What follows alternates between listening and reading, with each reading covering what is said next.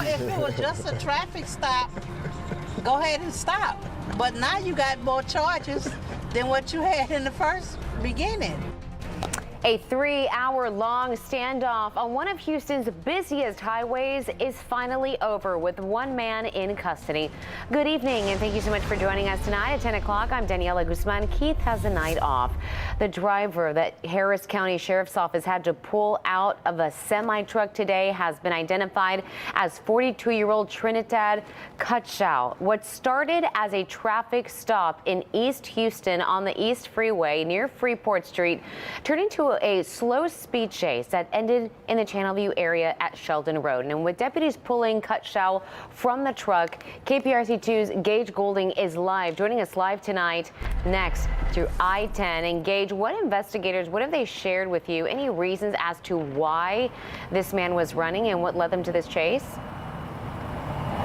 Yeah, I think that's the biggest question that all of us still have tonight is exactly why. What was the motive behind this? What was the reason? In the Harris County Sheriff's Office, they haven't provided that tonight. However, I spoke with Sheriff Ed Gonzalez earlier today, and he said it was clear to the naked eye that Cutshall was heavily impaired. He said, quote, heavily impaired. However, that could just be the tip of the iceberg.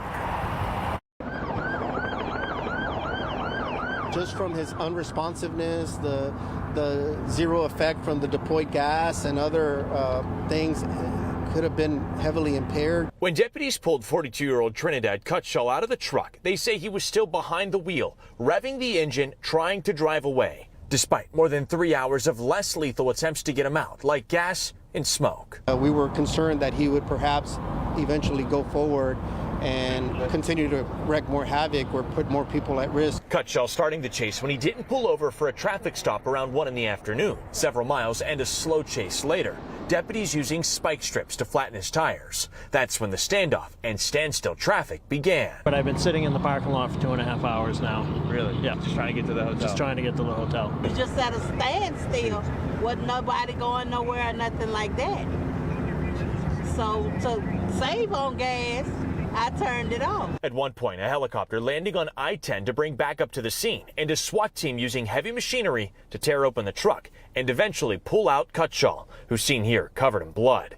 He's being treated at the hospital before being booked into the Harris County Jail. Oh, absolutely. I think that he'll be facing some type of charge. What it is, it just kind of depends.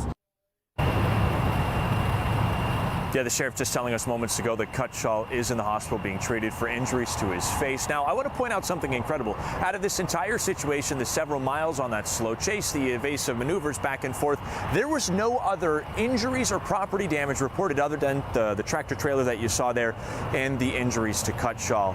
So that's incredible news there. As for tonight, Cutshall will be charged with a felony evading. We've reached out to the company that has the decals on the side of that truck, because that's another question. Does Cutshall own this vehicle? That's something that investigators are trying to figure out. We're also waiting to hear back from that company. I'm reporting live in Channel View. Gage Golding, KPRC 2 News. All right, Gage.